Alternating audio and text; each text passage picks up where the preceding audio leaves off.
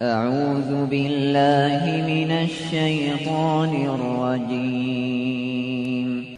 وہ سنتا ہے سب کی دعا کر تو دیکھو، وہ سنتا ہے سب کی دعا کر تو دیکھو، تم اپنے نصیب آزما کر تو دیکھو، تم اپنے نصیب آزما کر تو دیکھو، سیاہی گناہوں کی دھل جائے دل سے، سیاہی گناہوں کی دھل جائے دل سے، تم آنکھوں سے آنسو بہا کر تو دیکھو، تم آنکھوں سے آنسو بہا کر تو دیکھو، وہ سنتا ہے سب کی دعا کر تو دیکھو، تم اپنے نصیب آزما کر تو دیکھو، وہ ہے حی قیوم شہ رگ سے نزدیک، وہ ہے حی قیوم شہ رگ سے نزدیک، مصیبت میں اس کو بلا کر تو دیکھو، مصیبت میں اس کو بلا کر تو دیکھو، وہ اللہ تم سے محبت کرے گا، وہ اللہ تم سے محبت کرے گا، نبی سے وفا تم نبھا کر تو دیکھو، نبی سے وفا تم نبھا کر تو دیکھو، وہ سنتا ہے سب کی دعا کر تو دیکھو، تم اپنے نصیب آزما کر تو دیکھو، زمین کی تمہیں بادشاہی ملے گی، زمین کی تمہیں بادشاہی ملے گی، علم لا الہ کا اٹھا کر تو دیکھو، وہ سنتا ہے سب کی دعا کر تو دیکھو، تم اپنے نصیب آزما کر تو دیکھو، خدا خود خریدار ہوگا تمہارا، خدا خود خریدار ہوگا تمہارا، شہادت کے بازار جا کر تو دیکھو، تم آنکھوں سے آنسو بہا کر تو دیکھو، مہکنے لگے روح دل شاد ہوگا، مہکنے لگے روح دل شاد ہوگا، کلی ذکر رب کی کھلا کر تو دیکھو، وہ سنتا ہے سب کی، وہ سنتا ہے سب کی دعا کر تو دیکھو، تم اپنے نصیب آزما کر تو دیکھو۔ السلام علیکم ورحمۃ اللہ۔ بسم اللہ الرحمن الرحیم، الحمد للہ رب العالمین، الرحمن الرحیم مالک یوم الدین، ونشهد ان لا الہ الا اللہ ونشهد ان سیدنا ومولانا محمدا عبده ورسولہ، ارسلہ الی الناس کافۃ بشیرا ونذیرا، اما بعد فإن خير الحديث كتاب الله وخير الهدي هدي محمد صلى الله عليه وسلم وشر الأمور محدثاتها وكل محدثة بدعة وكل بدعة ضلالة وكل ضلالة في النار. أعوذ بالله السميع العليم من الشيطان الرجيم. بسم الله الرحمن الرحيم. قل يا أهل الكتاب لا تغلوا في دينكم غير الحق ولا تتبعوا أهواء قوم قد ضلوا من قبل وأضلوا كثيرا وضلوا عن سواء السبيل.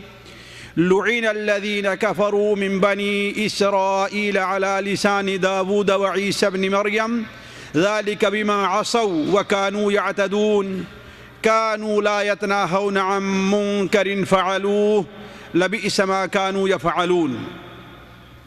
سبحانك لا علم لنا إلا ما علمتنا إنك أنت العليم الحكيم. رب اشرح لي صدري ويسر لي أمري واحلل عقدة من لساني يفقه قولي واحلل عقدة من لساني يفقه قولي. عزیز ساتھیوں، قابل احترام دینی بھائیوں، کسی بھی چیز میں اس کے ساتھ تعلق کے تین پہلو ہوا کرتے ہیں. کسی بھی کے ساتھ انسان جو اپنے تعلقات رکھتا ہے اس کے تین پہلو ہوتے ہیں. ایک پہلو زیادتی کی طرف آگے بڑھنے کا ہے، جسے آپ اوپر کی طرف آگے بڑھنا کہہ لیجیے. یعنی اس کا معنی یہ ہے کہ جس سے تعلق رکھا گیا ہے اس سے جو تعلق ہونا چاہیے اس سے انسان آگے بڑھ گیا. یہ کوئی بھی چیز ہو، پہننے کی ہے، کھانے کی ہے، پینے کی ہے، لوگوں سے تعلقات کی چیز ہے، ہر چیز ہے اس کی ایک حد ہے. اس حد سے جہاں آگے بڑھے گی وہ انسان کے لیے باعث ضرر اور نقصان دہ ثابت ہوگی.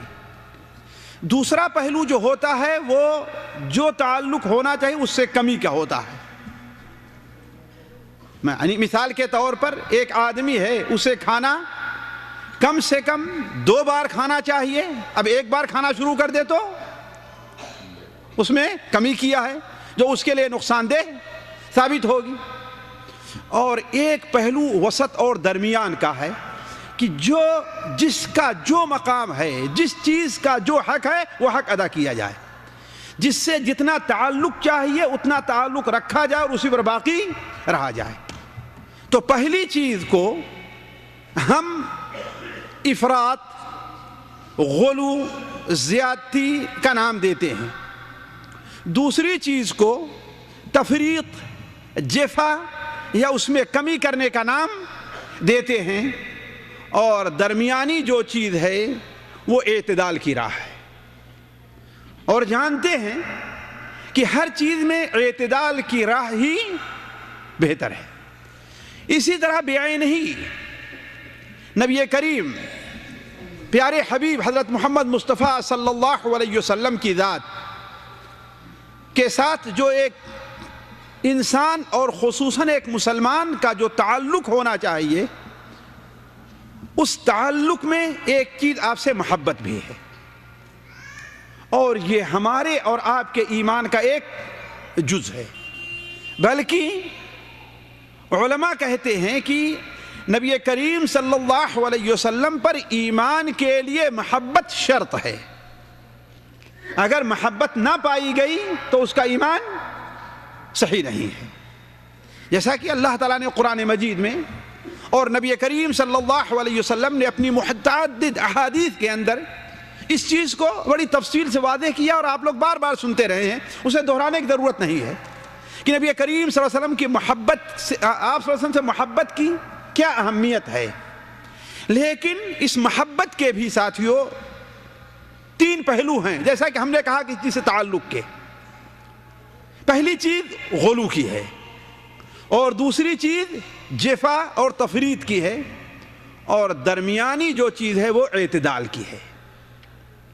آج ہمارا موضوع وہ پہلی چیز سے متعلق ہے دیکھیے نبی کریم صلی اللہ علیہ وسلم کے بارے میں غلو اور جفا یہ دونوں چیزیں مرفوض ہیں.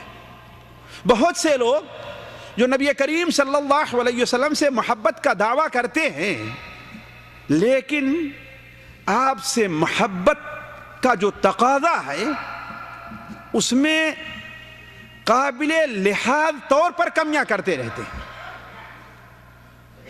آپ صلی اللہ علیہ وسلم سے بڑا تعجب ہوتا ہے وہ لوگ جو اپنے کو کتاب و سنت کے راستے پر چلنے والا کہتے ہیں. اگر آپ دیکھیں تو ان کی زندگیوں میں بھی نبی کریم صلی اللہ علیہ وسلم سے محبت کے جو تقاضے ہیں اس کے اندر واضح طور پر کمی نظر آتی ہے. مثال کے طور پر آج ہمارے ہاں بہت سے لوگ اپنے کو متبع کتاب و سنت کہیں گے لیکن ایسی مجلسیں جس سے متعلق نبی کریم صلی اللہ علیہ وسلم نے ارشاد فرمایا کہ اللہ تعالیٰ نے مجھے ایسی مجلسوں سے محبت کرنے اور اس میں جمے رہنے کا حکم دیا ہے. وَاصْبِرْ مَعَ الَّذِينَ ایسے لوگوں کے ساتھ جم کر کے رہے جو اللہ تعالیٰ کا صبح و شام ذکر کیا کرتے ہیں لیکن ایسی مجلسوں میں حاضری سے وہ لوگ کتراتے رہتے صرف اس بہانے کہ وہاں ہمیں کون سی نئی چیز ملنے والی ہے. کوئی مشہور خطیب اور مقرر آ گیا تو دیکھیے بھاگے بھاگے چلے آ رہے ہیں لیکن کوئی ایسا سیدھے سادھے الفاظ میں نبی کریم صلی اللہ علیہ وسلم کی باتیں سنانے والا ملا تو اس کے تقریر میں چند آدمی گنے چنے آپ کو ملیں گے. اس کا مطلب کیا ہے؟ نبی کریم صلی اللہ علیہ وسلم کی یہ سنت جو ہے اس کے اندر واضح طور پر کمی نظر آ رہی ہے. نبی کریم صلی اللہ علیہ وسلم کی سنت صرف اقوال ہی میں نہیں ہے بلکہ نبی کریم صلی اللہ علیہ وسلم سنت افعال میں بھی ہے. آپ کی سنت صرف عبادات ہی میں نہیں ہے آپ کی سنت اخلاق اور معاملات میں بھی ہے.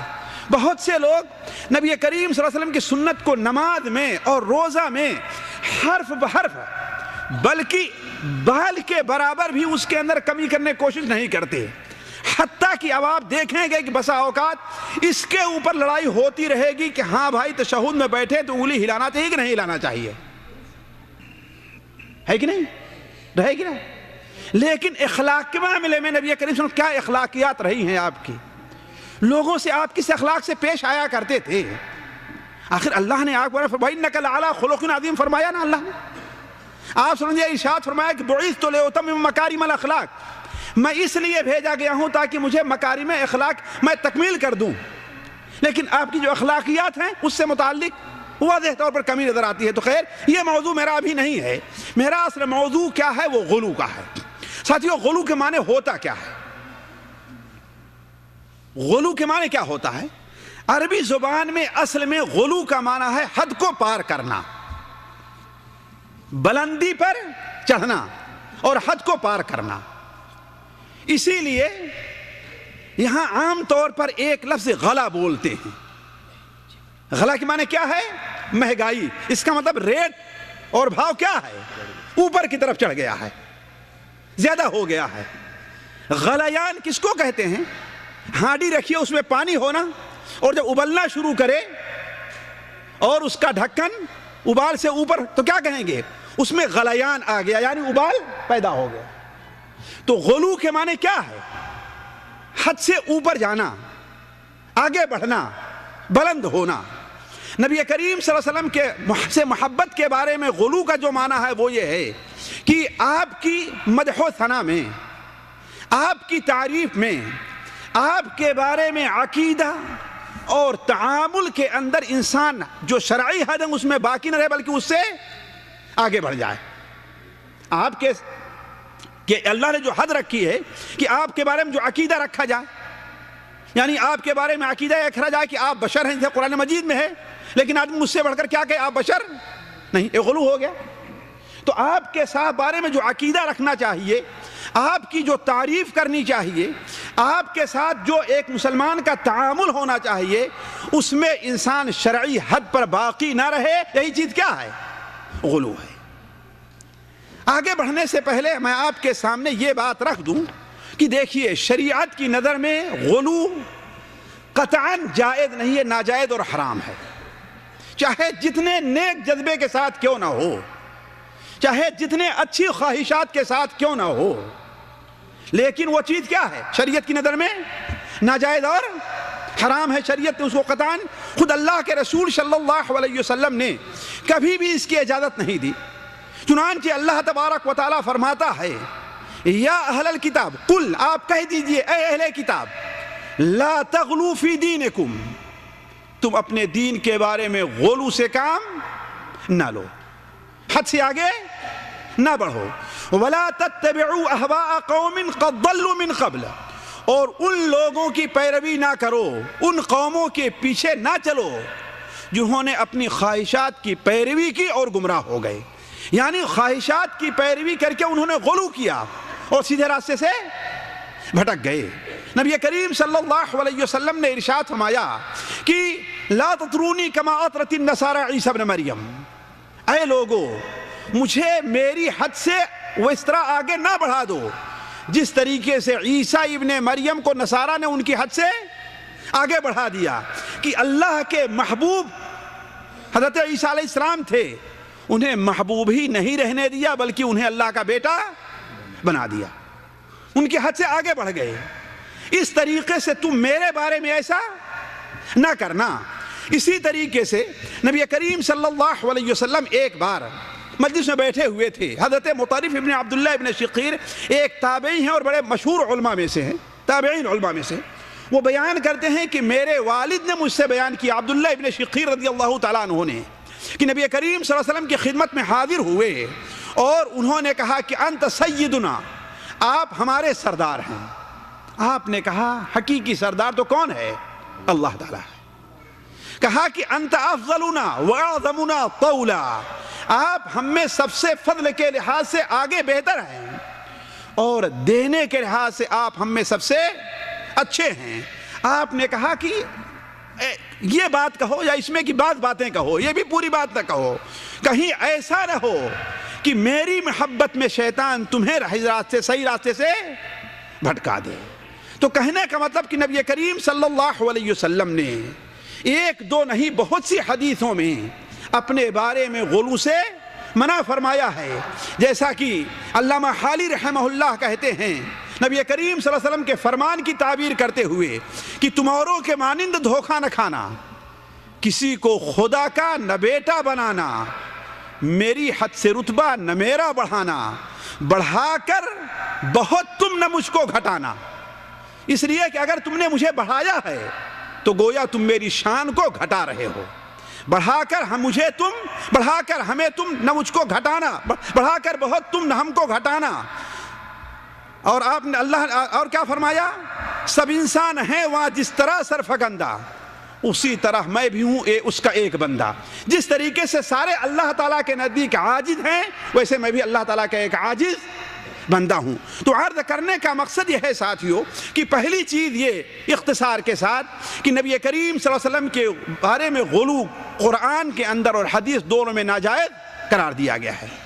دوسری بات جو بڑے اختصار کے ساتھ ہوگی اس لیے کہ موضوع کو سمجھنے کے لیے، آخر غلو ہمارے اندر پیدا کیوں ہوتا ہے؟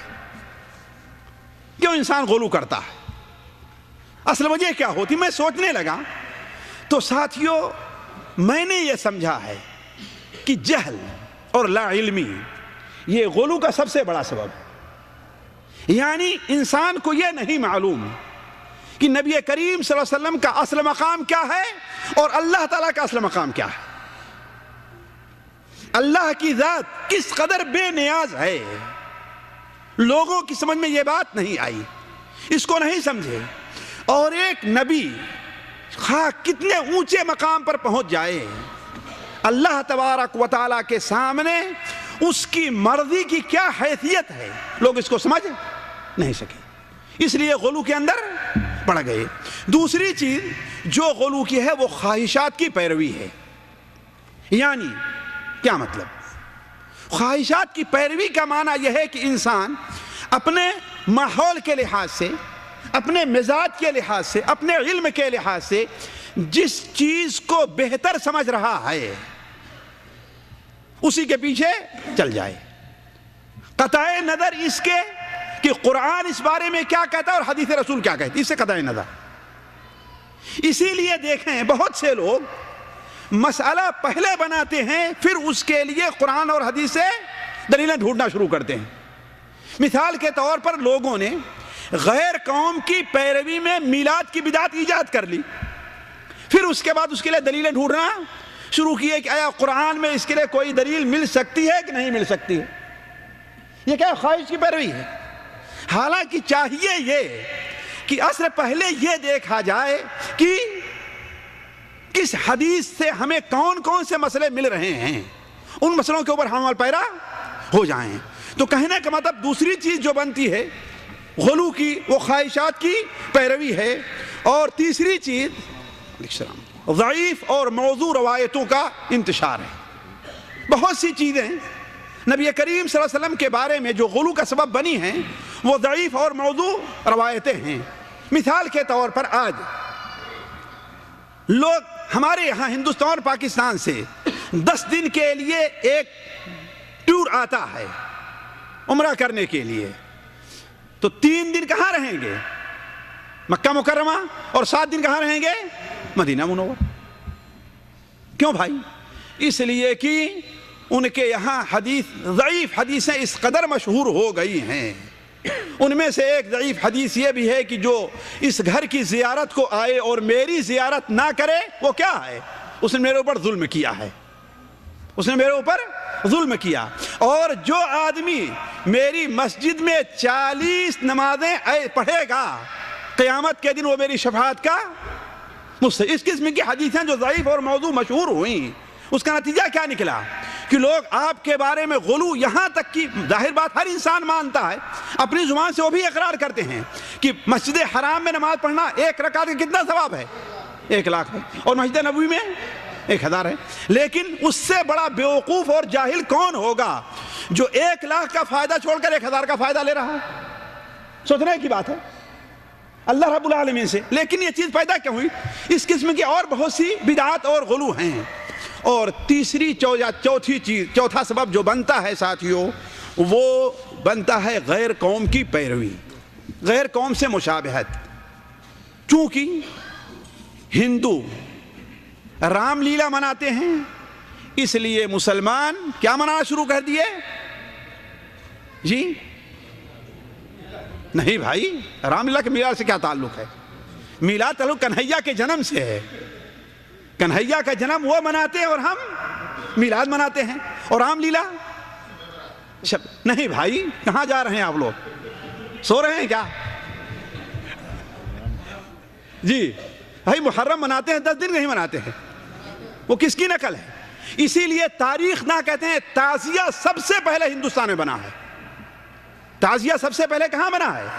ہندوستان میں، وہی رام لیلا کی نقل ہے۔ پھر وہاں سے کربلا یہاں ایران منتقل ہو کر کے آیا۔ اس کے پہلے عرب دنیا میں یہ چیز جانتے ہی نہیں تھے۔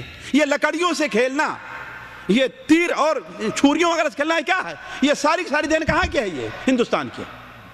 اس لیے کہ رام لیلا کے موقع پر ہندو ایسا کرتے ہیں نا، لہذا وہاں سے مسلمانوں نے لیا اور پھر دوسری جگہ منتقل ہو گئی۔ تو بہت سی برائیاں غلو کی اعتبار سے جو پیدا ہوئی ہیں، وہ کس وجہ سے پیدا ہوئی ہیں؟ غیر قوم کی۔ بلکہ ابھی پچھلے مجھے یاد نہیں آ رہا ہے کہاں پر میرا درس تھا، تو ایک سوال آیا کہ جب نصارہ حضرت عیسیٰ علیہ السلام کی میلاد مناتے ہیں اور خوش ہوتے ہیں، تو ہم اللہ کے رسول صلی اللہ علیہ وسلم کی میلاد پر کیوں نہ خوش اور کیوں نہ منائیں؟ ذرا دیکھیں۔ ہم نے کہا کہ اگر یہی اتنی بات ہے تو محفل میلاد یا جشن میلاد کے حرام ہونے کے لیے یہی کافی ہے۔ کیوں بھائی؟ اس لیے کہ اللہ کے رسول صلی اللہ علیہ وسلم نے بڑے واضح طور پر، جیسے سنن ابو داؤد کی روایت ہے کہ من تشبہ بقوم فہو منہم، جو کسی قوم کی مشابہت کرتا ہے وہ انہی کے ساتھ ہے۔ اور سنن کبریٰ بیہقی میں ہے خالفوا اولیاء الشیطان بکل ما استطعتم، شیطان کے ولیوں اور دوستوں کی مخالفت کرو ہر اعتبار سے جتنا تم سے ہو سکے۔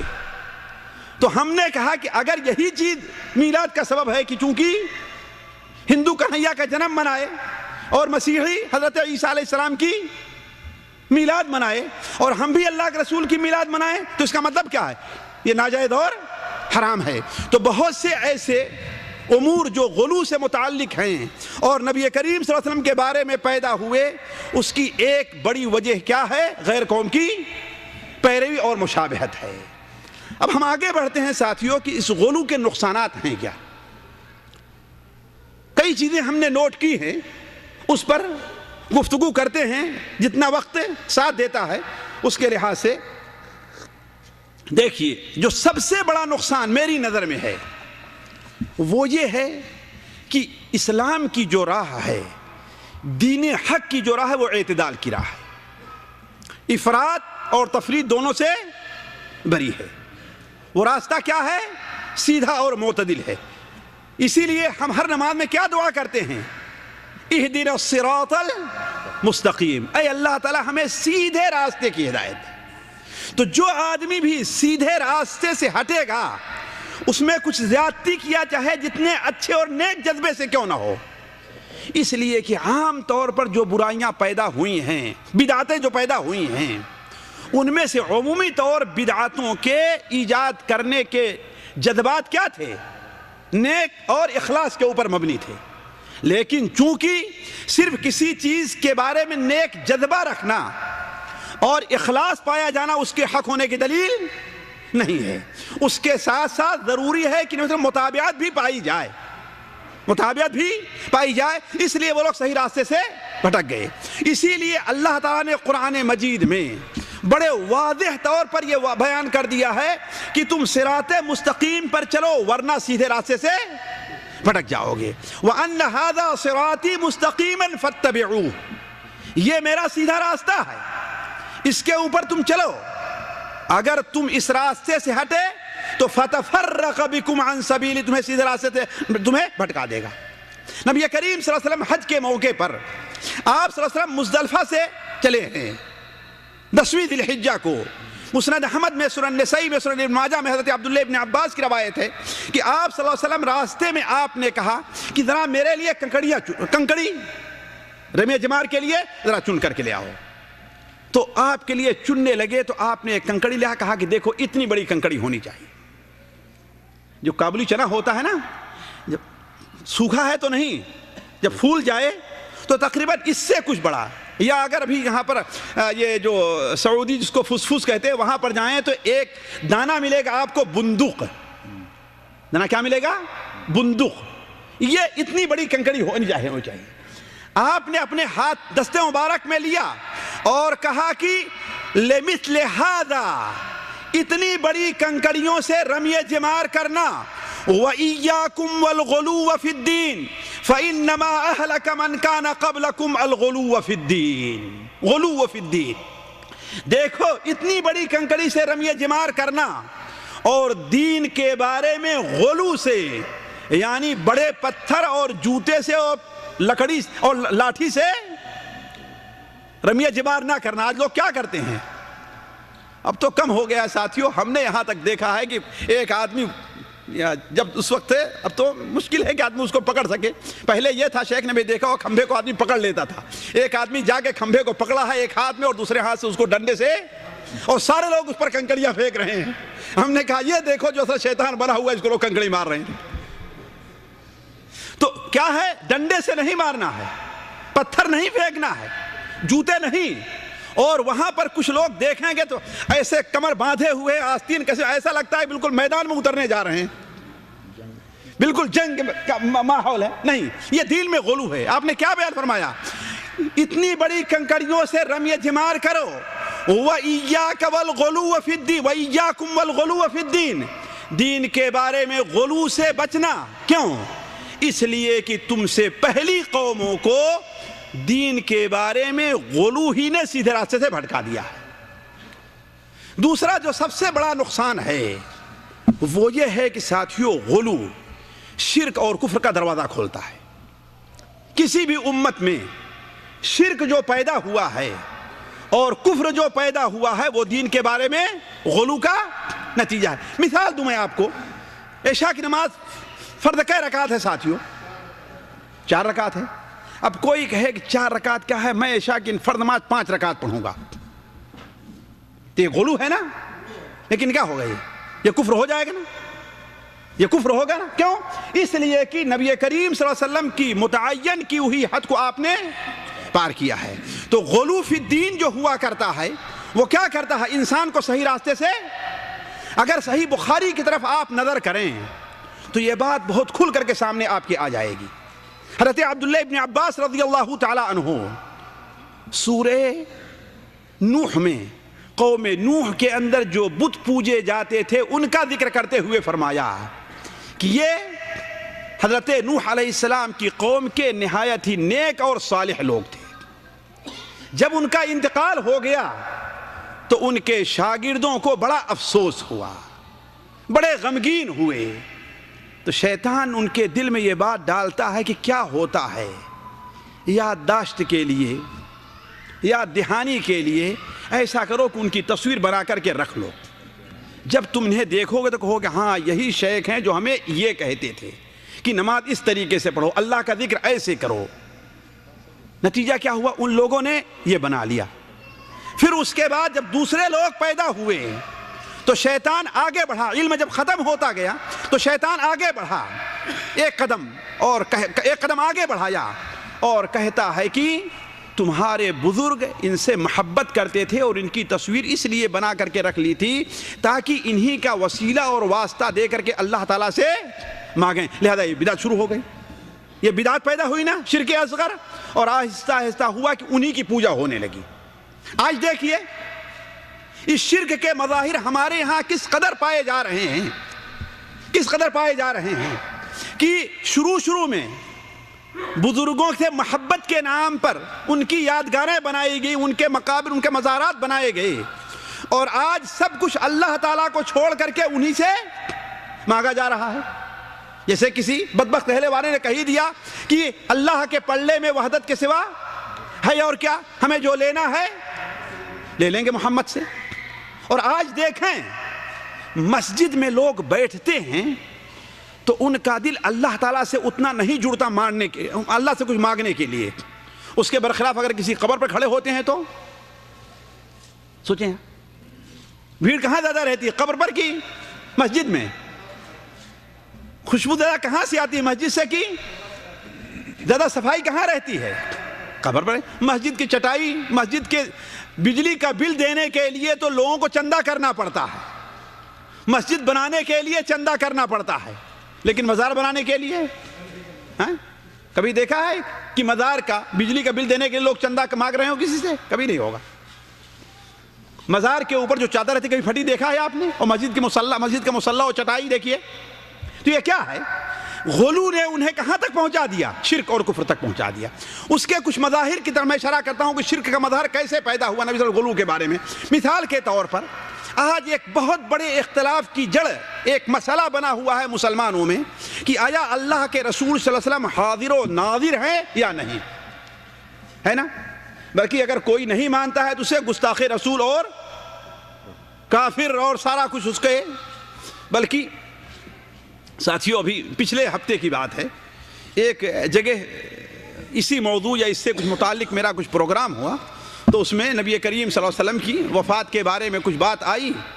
تو کچھ لوگ یہاں سے سامنے سے نکلنے کے بعد کہے کہ یہ مولوی اگر پاکستان میں ملتا اسے قتل کر دیتا. ارے بھائی کیوں قتل کر دیتا؟ کہا کہ یہ کہہ رہا ہے کہ اللہ کے رسول صلی اللہ علیہ وسلم مر گئے. حالانکہ میں ان الفاظ نہیں استعمال کیا، مؤدب الفاظ جو ہوتے ہیں وہی ہم نے استعمال کیا، لیکن اسے سمجھا کیا کہ یہ بھی نہیں کہنا چاہیے کہ اللہ کے رسول صلی اللہ علیہ وسلم کا انتقال ہو گیا، یہ بھی نہیں کہنا چاہیے. یہ کیوں؟ تو اللہ کے رسول صلی اللہ علیہ وسلم سے محبت کے بارے میں جو ایک غلو کیا گیا وہ یہ ہے کہ آپ کے حاضر اور ناظر ہونے کا عقیدہ رکھ لیا گیا. حالانکہ ساتھیوں یہ عقیدہ میں کہتا ہوں کہ قرآن اور حدیث کی روح سے یہ کفر بھی ہے اور شرک بھی ہے. یہ کفر بھی ہے اور شرک بھی ہے. کفر کیوں ہے؟ کفر اس لیے ہے کہ قرآن مجید کی تردید ہے، قرآن مجید کو جھٹلانا ہے.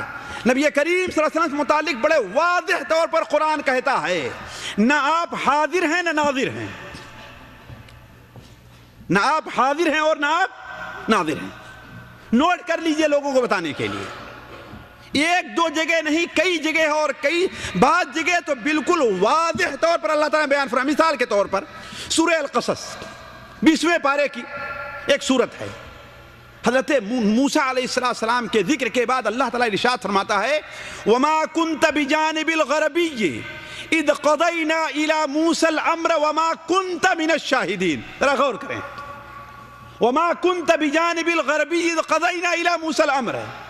اور موسیٰ کے اوپر جب ہم نے وحی کی تھی، انہیں نبوت دی تھی، تو طور پہاڑ کے مغربی جانب آپ موجود نہیں تھے.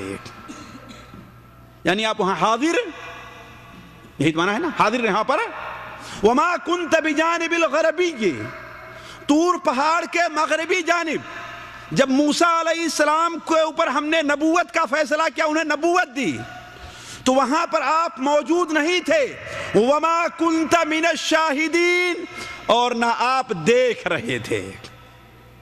یعنی نہ آپ موجود ہیں اور نہ آپ دیکھ رہے ہیں. گویا نہ آپ حاضر ہیں اور نہ آپ ناظر ہیں. تو یہ عقیدہ قرآن مجید کی روح سے کیا ہے ساتھیو؟ یہ شرک ہے، یہ کفر ہے. کیوں؟ اس لیے قرآن مجید کی تردید کرنی ہے. اور شرک کیوں ہے؟ شرک اس لیے ہے کہ اللہ تبارک و تعالیٰ کی ایک صفت ہے کہ وہ ہر جگہ کی چیز کو دیکھ رہا ہے. کہیں بھی کوئی بھی چیز ہے، باریک سے باریک ہے، سوئی کے نوک سے بھی باریک کوئی چیز ہے، تاریک رات کے اندر کسی صحرا میں پڑی ہوئی ہے اور پتھر کے نیچے دبی ہوئی ہے، پھر بھی اللہ تعالیٰ اسے دیکھ رہا ہے. اللہ تعالیٰ اپنے علم کے ذریعے، قدرت کے ذریعے وہاں پر حاضر بھی ہے. اپنے علم کے ذریعے اور قدرت کے ذریعے وہاں پر حاضر بھی ہے. تو علم و قدرت کے ذریعے حاضر رہنا اور ناظر رہنا یہ کس کی صفت ہے؟ اللہ تعالیٰ کی، کسی اور کی نہیں ہے.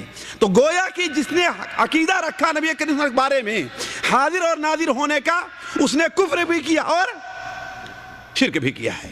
دوسری چیز، نبی کریم صلی اللہ علیہ وسلم کے بارے میں غلو جو کفر اور شرک تک پہنچا دیتا ہے. آپ کے بارے میں عالم الغیب ہونے کا عقیدہ رکھنا ہے. آج کتنے ویسے لوگ ہیں جو نبی کریم صلی اللہ علیہ وسلم ہی نہیں بلکہ بہت سے ولیوں کو عالم الغیب مانتے ہیں، جبکہ اللہ تعالیٰ قرآن مجید میں اور صحابہ کرام کے فتاوے اس سلسلے میں بالکل واضح ہیں کہ نبی کریم صلی اللہ علیہ وسلم کو عالم علم الغیب نہیں تھا. میں تفصیل میں نہیں جانا چاہتا اس لیے کہ یہ موضوع آپ لوگ بار بار سنتے، صرف یہ بتا رہا ہوں کہ نقصانات پیدا ہوئے. صحیح بخاری شریف میں حضرت عائشہ کا قول آپ لوگوں نے بار بار سنا ہوگا. کتاب التفسیر کے اندر سورہ النجم کی تفسیر میں امام بخاری نقل کرتے ہیں مسروق سے کہ حضرت عائشہ رضی اللہ عنہا فرمایا کہ جو آدمی 3 باتیں کہتا ہے وہ جھوٹ بول رہا ہے، اللہ تعالیٰ پر الزام لگا رہا ہے. وہ 3 باتیں کیا ہیں؟ ایک تو یہ ہے جو یہ کہتا ہے کہ اللہ کے رسول صلی اللہ علیہ وسلم نے اللہ تعالیٰ کو دیکھا ہے. دوسرا جو یہ کہتا ہے کہ اللہ کے رسول کل کی باتیں بھی جانتے تھے، یعنی غیب بھی جانتے تھے. اور تیسرا وہ جو یہ کہتا ہے کہ اللہ کے رسول صلی اللہ علیہ وسلم نے قرآن مجید کی بعض آیتوں کو حکم کو چھپا لیا ہے. تو عرض کرنے کا مقصد کہ آپ صلی اللہ علیہ وسلم کے بارے میں عالم غیب کا نتیجہ یہ بھی کیا ہے؟ غلو کی ایک مظہر ہے ساتھیو. اسی طریقے سے نبی کریم صلی اللہ علیہ وسلم کے بارے میں غلو جو شرک اور کفر تک پہنچا دیتا ہے، اس کا ایک نتیجہ یہ بھی ہے کہ لوگ آپ سے استغاثہ کرنے لگے، آپ سے مدد مانگنے لگے، آپ ہی سے دعائیں کہ. جبکہ ساتھیو اگر دیکھا جائے نبی کریم صلی اللہ علیہ وسلم تعلیم جو رہی ہے، کوئی بھی حدیث آپ لا کر کے دکھا نہیں سکتے کہ آپ نے لوگوں کو دعوت دی ہو کہ آؤ مجھ سے دعا کراؤ. نہیں دکھا سکتے کوئی بھی حدیث. جہاں کہیں بھی آپ نے کہا ہے لوگوں کو دعا کرنے کے لیے کہا اپنے طور پر، البتہ آپ سے کوئی دعا کرانے کے لیے آیا ہے تو آپ نے اس کے لیے دعا کی ہے، لیکن آپ نے لوگوں کو یہ تعلیم دی ہو، لوگوں کو یہ پیغام دیا ہو کہ لوگوں آؤ میرے پاس مجھ سے دعائیں کراؤ، میں تمہاری مرادیں پوری کروں گا، یہ کہیں نہیں پائیں گے آپ. بلکہ میں سنن ابو داؤد پڑھ رہا تھا، بڑا تعجب ہوا مجھے، ذرا غور کریں. سنن ابو داؤد میں ایک صحابی ہیں کی روایت ہے، ابو سرئی جابر ابن سلیم رضی اللہ تعالیٰ عنہ. وہ بادیہ کے علاقے کے رہنے والے تھے، بدو تھے. نبی کریم صلی اللہ علیہ وسلم کے بارے میں سنا تو مدینہ منورہ تشریف لے آئے. وہ کہتے ہیں جب مدینہ منورہ پہنچا تو کیا دیکھتا ہوں کہ ایک شخص ہے، لوگ اس کے پاس جمع ہیں، لوگ اس سے جو کچھ پوچھتے ہیں، وہ کوئی بات بتا دیتا ہے تو لوگ چپ چاپ سن کر کے کوئی بحث نہیں کرتا، کوئی مناقشہ نہیں کرتا، سیدھے چپ چاپ ہٹ جاتے ہیں۔ ہم نے پوچھا یہ کون ہے؟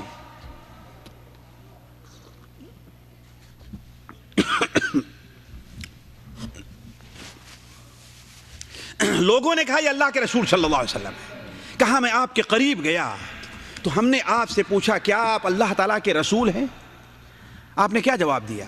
آپ نے کہا میں اس اللہ کا رسول ہوں، غور کریں، میں اس اللہ کا رسول ہوں کہ اگر تیرے اوپر قحط سالی مسلط ہو جائے اور اس اللہ سے تو دعا کرے تو اللہ تعالیٰ تجھے بارش برسائے۔ یہ نہیں کہا کہ اگر میں دعا کر دوں تو اللہ تعالیٰ بارش برسا دے۔ آپ نے کیا بیان فرمایا؟ میں اس اللہ کا بھیجا ہوا رسول ہوں کہ اگر تیرے اوپر قحط سالی مسلط ہے اور تو اللہ تعالیٰ سے بارش کے لیے دعا کرے تو اللہ تیرے اوپر بارش۔ میں اس اللہ کا رسول ہوں کہ صحرا میں اگر تیری سواری غائب ہو جائے، تجھ سے بچھڑ جائے، دور چلی جائے، تو پریشان ہو اور تو اللہ تعالیٰ سے دعا کرے تو اللہ تعالیٰ تیری سواری کو واپس کر دے۔ ذرا دیکھیں، اسی لیے ساتھیوں اس مسئلے کو بھی سمجھ لیجئے، آپ لوگ اہل حدیث ہیں ہے نا، یا کم سے کم مسلمان تو ہے نا، سنی تو ہیں کہ نہیں ہیں سب لوگ؟ جی سنی ہے نا، یعنی سنی کا معنی کیا ہے؟ سن کر مسلمان ہونے والا۔ جی ہاں نہیں، دیکھیے قرآن اور حدیث کی روح سے اصل یہ ہے ساتھیوں کہ انسان خود دعا کرے، کسی سے دعا کے لیے درخواست نہ کرے، یہ بہتر نہیں ہے۔ یہ جائز ہے، کسی سے دعا کی درخواست کروائیے آپ، لیکن بہتر کیا ہے؟ لیکن اس سے دعا کی درخواست کیجئے جو اس لائق ہو کہ وہ دعا کرے۔ ہمارے ہاں تو کیا ہے، فاسق سے فاجر بے نمازی ہے، اس سے بھی لوگ کہیں گے ذرا دعا کیجئے گا، کہتے ہیں نا، بلکہ اب تو مشہور یہ ہو گیا ہے، ہاں بھائی خیریت ہے، دعائیں ہیں، بتائے اس کے کہ ہاں بھائی ہم خیریت سے ہیں، کیا ہے؟ دعائیں ہیں۔ اپنی خصوصی دعاؤں میں یاد رکھیے گا، لیکن کوئی کسی کے لیے دعا نہیں کرتا ہے بات صحیح کہ نہیں صحیح ہے؟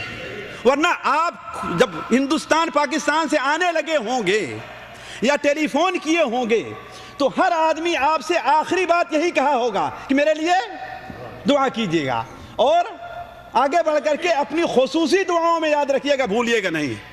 لیکن ہر آدمی اپنے گریبان میں منہ ڈال کر کے سوچے کتنے لوگوں کو یاد رکھا ہے اس نے، سوچیں آپ۔ تو یہ رسم ہے اور غلط رسم ہے ساتھیوں۔ اصل یہ ہے کہ انسان اپنی ضرورت کو خود زیادہ بہتر سمجھتا ہے، اپنے بارے میں زیادہ اچھا سمجھتا ہے۔ تو اصل چیز یہ ہے کہ انسان خود دعا کرے، کسی سے دعا کی درخواست نہ کرے، خاص طور پر ایسے لوگ جن کا ظاہر اسلامی نہ ہو، جو بے نمازی ہوں، نماز نہ پڑھتے ہوں، شریعت کے حدود کا کوئی پاس لحاظ نہ ہو، ایسے لوگوں سے دعا کی درخواست کرنا تو مکروہ ہے۔ ایسے لوگ دعا کی درخواست کرنا کیا ہے؟ کیوں؟ اس لیے کہ اس کی شکل و صورت اس لائق نہیں ہے کہ اللہ کا مقرب بندہ ہے۔ دل کا حال اللہ تعالیٰ جانتا ہے، نعوذ باللہ۔ ہمیں دل سے متعلق کوئی سوال نہیں کرنا ہے۔ اصل کیا چیز، ہمیں ظاہر پر حکم لگانا، اسلام ظاہر پر حکم لگاتا ہے۔ تو عرض کرنے کا مقصد ہے کہ نبی کریم صلی اللہ علیہ وسلم سے استغاثہ اور دعا کرنا، یہ بھی نبی کریم صلی اللہ علیہ وسلم کے بارے میں غلو سے محبت کا نتیجہ ہے۔ دیکھیے چوتھی چیز ساتھیوں، نبی کریم صلی اللہ علیہ وسلم کے بارے میں غلو یہاں تک پہنچ گیا کہ لوگ یہ کہنے لگے کہ آپ مرے ہی نہیں، جیسا کہ بھی میں آپ کا انتقال ہی نہیں ہوا، بلکہ جیسا کہ بھی ہم نے کہا اگر کسی کے سامنے کہہ دیں تو بڑا گستاخ ہے، آپ کو قتل نہ کر دے وہ۔ لیکن کیا یہ بات صحیح ہے؟ صحابہ کرام، بلکہ میں سوچنے لگا صحابہ کرام رضوان اللہ علیہم اجمعین، صحابہ کرام رضوان، یہ نبی کریم صلی اللہ علیہ وسلم کے بارے میں اس سلسلے میں ان کا جو عقیدہ تھا اگر ہم اسے ہی اپنا لیں، آخر صحابہ کرام، سنن ابو داؤد کی روایت ہے نا، آپ نے کیا بیان فرمایا؟ جمعہ کے دن تم میرے اوپر کثرت سے درود بھیجو۔ تو صحابہ کرام نے کیا کہا؟ اے اللہ کے رسول صلی اللہ علیہ وسلم، آپ تو سڑ گل گئے ہوں گے۔ آپ نے انکار نہیں کیا، آپ نے یہ تصحیح کر دی کہ اللہ تعالیٰ نبیوں کی لاش کو نہیں زمین نہیں گلاتی ہے، نبی کی لاش کو اللہ محفوظ رکھتا ہے۔ لیکن یہ نہیں کہا کہ ہاں میں مرتا نہیں ہوں، بلکہ جب یہ حدیثیں اور آیتیں اور قرآن کی آیتیں جب پیش کی جانے لگی تو انہوں نے کیا کہہ دیا کہ نبی کے اوپر موت طاری ہوتی ہے لیکن ایک لمحے کے لیے۔ آخر یہ بات کہاں سے لیا تم نے؟ کوئی حدیث ہے؟ کوئی قرآن ہے؟ کسی صحابی نے کہا ہے؟ جبکہ صحابہ کرام کا متفق علیہ فتویٰ یہ ہے کہ نبی کریم صلی اللہ علیہ وسلم اس دنیا سے آپ کا انتقال ہو گیا ہے۔ ان سے جس لفظ سے تعبیر کیجئے آپ، لیکن یہ نہ کہیے پردہ فرما گئے۔ پردہ فرمانا کیا چیز ہے؟ تاکہ صحابی نے کہا ہے، بلکہ حضرت عائشہ سے بہتر آپ کو کوئی سمجھتا ہو، پہچانتا ہوگا۔ صحیح بخاری اور صحیح مسلم کے اندر ہے، حضرت عائشہ بیان فرماتی ہیں کہ نبی کریم صلی اللہ علیہ وسلم پر جب نزع کی کیفیت طاری تھی، آپ صلی اللہ علیہ وسلم پر غشی کی کیفیت طاری ہوئی اور آپ نے کہا کہ اللہم الرفیق الاعلی مع النبیین والصدیقین والصالحین۔ حضرت عائشہ فرماتی ہیں مجھے اس وقت یاد آیا کہ نبی کریم صلی اللہ علیہ وسلم فرمایا کرتے تھے کہ کوئی نبی اس وقت تک نہیں مرتا، اس کا انتقال اس وقت تک نہیں ہوتا جبکہ اسے یہ اختیار دے دیا جائے کہ آیا آپ دنیا میں رہنا چاہتے ہیں یا ہمارے پاس آنا چاہتے ہیں۔ تو جب آپ نے کہا کہ الرفیق الاعلی تو میں سمجھ گئی کہ اب آپ ہمارے ساتھ دنیا میں نہیں رہیں گے، آپ آگے جانا چاہتے ہیں۔ تو حضرت عائشہ نے بڑے واضح طور بیان فرمایا رضی اللہ تعالیٰ عنہ، کیا بیان فرمایا کہ آپ نے اس مرد میں الذی مات فی، جس مرد میں آپ کا انتقال ہوا ہے، اور قرآن مجید کی آیتیں بڑے واضح طور انک میت وانہم میتون، آپ جن الفاظ میں اس کو تعبیر کیجئے، ہم ظاہر بات ہم اپنے کسی بڑے کو نہیں کہتے بھائی وہ مر گیا، کیا کہتے ہیں ان کا انتقال ہو گیا، ان کی وفات ہو گئی، ایسے نبی صلی اللہ علیہ وسلم بارے میں بھی کہیں، لیکن یہ کہ ہم عقیدہ رکھیں کہ ہاں ان کا۔ اسی طریقے سے آپ کے بارے میں درود و سلام کے اندر گڑبڑی بھی آپ کے بارے میں غلو کا نتیجہ ہے۔ آخر حدیثوں میں درود و سلام کے کیا صیغے آئے ہوئے ہیں؟ اللہم صلی علی محمد وعلی آل محمد، لوگوں کو اس پر اکتفا نہیں رہا کہ ہم کیسے کہیں اللہم صلی علی محمد، لہذا اس میں کیا کہہ دیا اللہم صلی علی سیدنا و حبیبنا و قدوتنا اور فلانا و فلانا بڑھا دیا، کیوں؟ اللہ کے رسول کی محبت ہی میں تو نا، حالانکہ آپ صلی اللہ علیہ وسلم سے کتنا ثابت ہے، صحیح بخاری سے اللہم صلی علی محمد، اللہم صلی محمد وعلی آل محمد، یا اللہم صلی علی محمد وعلی ازواجہ وذریتہ کما صلیت علی ابراہیم۔ اور اسی پر ساتھیوں اکتفا نہیں رہا، آپ صلی اللہ علیہ وسلم سے یہ بھی ثابت ہے کہ آپ پر کہاں اور کس وقت درود بھیجا جائے۔ مثال کے طور پر اذان میں آپ نے کیا بیان فرمایا اذان کی نماز میں کہ جو کوئی مؤذن جیسے کہہ رہا ہے ویسے کہے پھر میرے اوپر درود بھیجے، اور ہم نے کیا کیا؟ اذان سے پہلے درود شروع کر دیا، اذان سے پہلے درود شروع کر دیا، اور آپ نے کیا اذان سننے والوں کو کہ وہ اپنے طور پر کہیں، اور ہم نے کیا کیا؟ مؤذن لاؤڈ اسپیکر میں درود پڑھنا شروع کر دیتا ہے۔ یہ کیا چیز ہے؟ نبی کریم صلی اللہ علیہ وسلم کے بارے میں درود کے سلسلے میں غلو کیا گیا، اور صرف اسی پر اکتفا نہیں کیا گیا، ہمارے یہاں لوگوں نے انڈین میڈ درود ایجاد کر لیے، جیسے درود تاج، سنا ہی نہیں سنا؟ درود تاج اور درود لکھی، یہ درود پوری دنیا میں اور کہیں نہیں، صرف انڈیا میں پایا جائے گا بس۔ درود ہزارہ بھی ہے کہ نہیں؟ اور ان درودوں کے وہ فضائل بیان کیے گئے، وہ اہمیت دی گئی جو نبی کریم صلی اللہ علیہ وسلم زبان مبارک سے نکلے ہوئے درود کی اہمیت نہیں ہے۔ جبکہ ساتھیوں نبی کریم صلی اللہ علیہ وسلم پر درود بھیجنا اللہ تعالیٰ کے نزدیک بڑا محبوب ہے، نیکیاں جمع کرنے، اپنے گناہوں کو بخشوانے، اپنے درجات کو بلند کرنے، اور قیامت میں نبی کریم صلی اللہ علیہ وسلم کا قرب حاصل کرنے کا بڑا بہترین ذریعہ ہے۔ اور میں یہ کہہ دوں، میں اہل حدیثوں میں بڑی کوتاہی پائی جاتی ہے آپ صلی اللہ علیہ وسلم درود بھیجنے کے بارے میں۔ کتابیں پڑھتے رہے تو ٹھیک ہے، کر لیا ہے کہ نہیں، لیکن دن اور رات میں ہم درود کیسے بھیجیں آپ پر، کہاں کہاں؟ آیا ہم نے 100 بار درود بھیجا آپ کے اوپر دن میں؟ ذرا سوچیں۔ جبکہ سنن ابو داؤد کی روایت ابی بن کعب رضی بیان فرماتے ہیں کہ اے اللہ کے رسول صلی اللہ علیہ وسلم، میں نے دعا کے لیے ایک وقت خاص کر رکھا ہے، ایک دعا کے لیے ایک وقت خاص رکھا ہے. اس وقت میں آپ کے اوپر کتنا دیر درود بھیجوں؟ آجا 1/3 حصہ اس کا درود پر لگا دوں آپ کے. آپ نے کہا بہتر ہے اگر اس سے زیادہ کرو تو اور بہتر ہوگا. تو کہا آدھا وقت لگاؤں آپ پر درود بھیجنے میں. آپ نے کہا یہ بھی ٹھیک ہے, اس سے زیادہ کرو تو اور بہتر ہوگا. انہوں نے کہا اس کا 2/3 حصہ جو دعا کے لیے ہم نے خاص کیا ہے آپ پر درود بھیجنے میں لگا دوں. آپ نے کہا یہ تو ٹھیک ہے لیکن اس سے بھی زیادہ کرو تو اور بہتر ہے. تو انہوں نے کہا اے اللہ کے رسول صلی اللہ علیہ وسلم, گویا ہم نے دعا کرنے کے لیے جو وقت اپنے لیے رکھا ہے اس پورے وقت میں صرف آپ پر درود ہی بھیجتا رہوں گا. تو آپ نے کیا بیان فرمایا؟ تب تو تمہارے گناہ معاف کر دیے جائیں گے اور تمہارے سارے مسائل حل ہو جائیں گے. تو معلوم کیا ہوا؟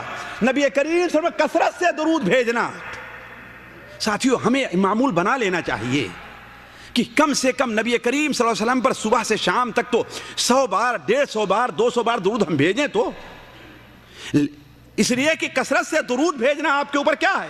یہ کوئی بری چیز نہیں, ایک اچھی ہے عبادت. اللہ تعالیٰ کے قرب حاصل کرنے, آپ قرب حاصل کرنے کا بہترین ذریعہ ہے. لیکن چاہیے یہ کہ جس جگہ پر جس قید کے ساتھ آپ سے درود ثابت نہیں ہے اس بارے میں ہم آگے بڑھنا نہ چاہیں, اور ہمیشہ سنن ترمذی کی اس حدیث کو اپنے سامنے رکھیں. سنن ترمذی میں نافع بیان کرتے ہیں, نافع حضرت عبداللہ ابن عمر کے غلام ہیں. وہ بیان کرتے ہیں کہ عبداللہ ابن عمر رضی اللہ تعالیٰ عنہ ایک مجلس میں موجود تھے. ایک شخص نے وہاں پر اسے چھینک آئی تو اس نے کیا کہا؟ الحمدللہ والسلام علی رسول اللہ. کیا کہا اس نے؟ الحمدللہ والسلام علی رسول اللہ. حضرت عبداللہ ابن عمر نے کہا بھائی تم نے کیا کہا؟ کہا ہم نے یہ کہا ہے. کہا یہ تو میں بھی کہتا ہوں والسلام علی رسول اللہ, لیکن اس جگہ اس مقام پر ہمارے نبی صلی اللہ علیہ وسلم نے ہمیں درود بھیجنا نہیں بتایا. کیا بتایا ہے؟ کہ ہم میں سے کسی کو چھینک آئے تو ہم کہیں کہ الحمدللہ یا الحمدللہ رب العالمین. تو عرض کرنے کا مقصد ہے کہ نبی کریم صلی اللہ علیہ وسلم پر درود بھیجنے کے بارے میں لوگوں نے غلو کیا. اسی طریقے سے ساتھیو تیسرا جو سب سے بڑا نقصان ہے غلو کا, کہ غلو بدعات کا دروازہ کھول دیتی ہے. نبی کریم صلی اللہ علیہ وسلم کے بارے میں غلو کیا گیا تو بہت سی بدعتیں ہمارے اندر پیدا ہو گئیں. انہی میں سے ایک بدعت کیا ہے؟ محفل میلاد کا قیام بھی ہے. آج تو ماشاءاللہ بڑا زور چل رہا ہے. اب تو ماشاءاللہ بہت آگے بڑھ گئے ہیں لوگ, ٹی وی کے اوپر بھی اب پروگرام آنے لگا. اور الامان الحفیظ ساتھیوں, کل مجھے ایک صاحب نے لے کر کے دکھایا.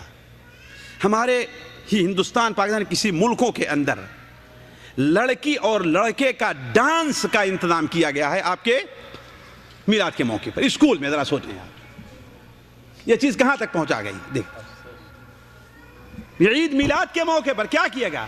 اور ساتھیوں تعجب کریں گے اس سے بھی آگے بڑھ کر کے پچھلے سال بامبے میں ہرے رنگ کی ہولی کھیلی گئی ہے ساتھیوں. عید میلاد کے موقع پر بامبے میں ہرے رنگ کی ہولیاں کھیلی گئی ہیں. کیوں؟ آپ صلی اللہ علیہ وسلم کی یہ جشن منایا تو اس میں کوئی نئی چیز ہر سال پیدا کرنا چاہیے, پیدا کرنا چاہیے, بلکہ یہ چیز مشاہدے میں ہے کہ ہندوستان کے اندر ہندوؤں نے بعض وہ طریقے اپنے رام لیلا یا دوسری چیزوں میں بعض وہ طریقے مسلمانوں سے سیکھے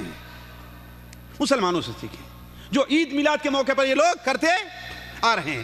تو عرض کرنے کا مطلب آپ کے بارے میں غلو سے بدعات کے دروازے کھولے. ان میں سے ایک بدعات کیا ہے ساتھیوں؟ عید میلاد کا قیام ہے. اور اگر عید میلاد کے بارے میں آپ کچھ کہیں تو کیا کہیں گے؟ انہیں اللہ کے رسول سے محبت نہیں, اللہ کے رسول سے انہیں محبت, لیکن محبت کا یہی تقاضا ہے. صحابہ کرام کا تو یہ تھا کہ نبی کریم صلی اللہ علیہ وسلم ان کے درمیان موجود تھے. سنن ترمذی میں روایت ہے, مشکات کے اندر حضرت انس بن مالک کی روایت ہے کہ جب اللہ کے رسول ہماری مجلس میں آتے تو ہم آپ کو دیکھ کر کے کھڑے نہیں ہوتے تھے. محبت نہیں تھی. صحابہ کرام نے جتنی آپ سے محبت کسی اور نے نہیں کی ہے. اسی طریقے سے آپ صلی اللہ علیہ وسلم کا وسیلہ لینا, یہ بھی آپ سے محبت کے بارے میں غلو کے نتیجے میں ایک بدعت پیدا ہوئی ہے. اگر نہ کہا جائے تو لوگ کیا کہیں گے؟ اللہ کے رسول سے انہیں محبت ہی. آپ صلی اللہ علیہ وسلم کی قبر کی زیارت کو واجب قرار دینا اور زیارت کے لیے سفر کرنا، یہ ساری بدعتیں ہیں جو پیدا ہوئی ہیں۔ اسی طریقے سے انگوٹھا چومنا، انگوٹھا چومتے ہیں نا لوگ، آپ کا نام آئے تو آپ صلی اللہ علیہ وسلم کا سایہ نہ ہونے کا عقیدہ رکھنا، یہ بھی آپ کے بارے محبت کے اندر غلو کے بارے میں بدعت پیدا ہوئی کہ آپ کا سایہ ہی نہیں ہے۔ اور ساتھیوں، جو غلو کا نقصان ہوتا ہے یہ ہے کہ غور کریں، حقیقی محبت جو ہونی چاہیے غلو کے نتیجے میں محبت ختم ہو جاتی ہے۔ اسی لیے اللہ کے رسول نے کیا فرمایا کہ تم میرے بارے میں غلو کر کے مجھے میری حد سے آگے نہ بڑھا دینا۔ اگر مجھے میری حد سے آگے بڑھا دیا اس کا مطلب کیا ہے؟ تم نے مجھ سے محبت نہیں کی ہے۔ حقیقی محبت کیا ہے ساتھیوں؟ کیا ہے حقیقی محبت؟ آپ کے کا ادب بجایا لائے اور آپ کے فرامین پر عمل کیا جائے، اور آپ دیکھیں گے جو سنتوں سے جتنا دور ہے وہ اتنے ہی بہتر جذبے، اتنے ہی زیادہ جذبے سے کیا کرتا ہے؟ عید میلاد وغیرہ مناتا ہے۔ پورے سال نبی کریم صلی اللہ علیہ وسلم کی زندگی نہ اس کے کھانے پینے میں ہے، نہ اس کے چہرے پر ہے، نہ اس کے بات میں ہے، کہیں بھی نبی کریم صلی اللہ علیہ وسلم کی کوئی تعلیم اس کے اندر پائی نہیں جاتی ہے۔ جبکہ اصل محبت یہ ہے کہ نبی کریم صلی اللہ علیہ وسلم کی سنتوں کو اپنایا جائے۔ اس کی دلیل کیا ہے ساتھیوں؟ طبرانی اوسط میں علامہ البانی اس حدیث کو صحیح قرار دیتے ہیں۔ ابو قراد السلمی بیان کرتے ہیں کہ نبی کریم صلی اللہ علیہ وسلم کے پاس ہم لوگ تشریف لے آئے، آپ وضو کے لیے آپ نے پانی منگایا اور پانی میں اپنے دستے مبارک کو ڈال کر کے آپ وضو کرنے لگے، تو ہم لوگ بڑھ کر کے اس پانی کو پینے لگے اور اس پانی کو اپنے چہرے پر جسم کے اوپر ملنے لگے۔ آپ نے کہا یہ کام تم لوگ کیوں کر رہے ہو؟ یہ کام تم لوگ کیوں کر رہے ہو؟ تو انہوں نے کہا کہ اللہ اور اس کے رسول کی محبت میں۔ کیا کہا؟ اللہ اور اس کے رسول کی محبت میں۔ آپ نے کہا اگر تم چاہتے ہو کہ اللہ اور اس کا رسول تم سے محبت کرے تو 3 کام بتایا ہے ساتھیوں۔ گویا محبت کیا ہے؟ آپ کی سنت پر حقیقی طور پر عمل ہے۔ یہ اصلی محبت ہے کہ آپ کے محبت کا تقاضا کو پورا کیا جائے۔ وہ کیا ہے؟ سب سے اہم ہے کہ آپ کی اتباع کی جائے۔